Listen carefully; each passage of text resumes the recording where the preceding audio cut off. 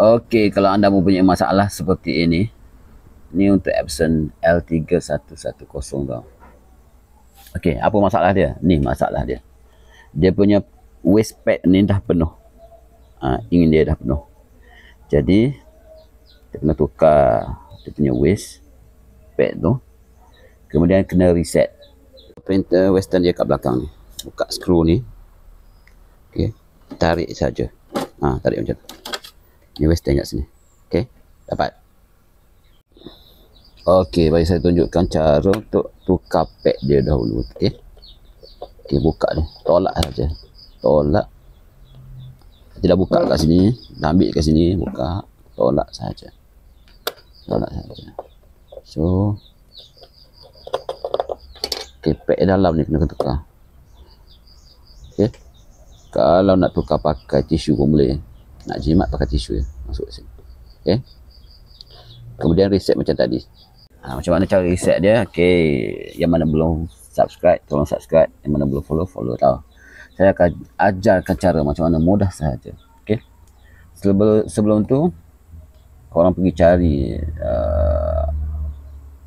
mana-mana dekat laman web resetter tau.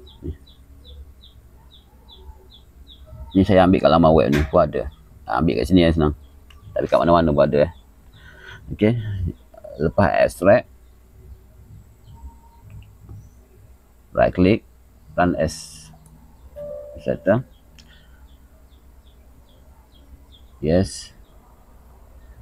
Okey, ni dia bagi tahu model L3110. 3110, okey. Select. Okey, betul kan? Pastikan betul, auto select. Okey, lepas tu bagi dekat particular adjustment mode. Okey, sekarang ni kita nak repair, nak reset je dekat waste in pad counter. Okey. Lepas tu, okey. Pastikan printer korang on dah dan connect dengan PC ataupun laptop. Check. Okey, ni saya dah reset tadi. Dah kosong. Tapi dia akan keluar lah berapa sini. Ni maksimum dia 6346. Dia akan keluar sini. Ni saya dah reset tadi.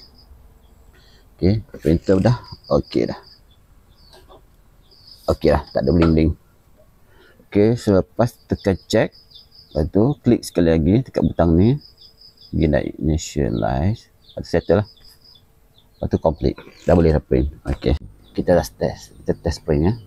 Kita test print. Dia dah boleh jalan dah. Okey. Okey. Settle masalah.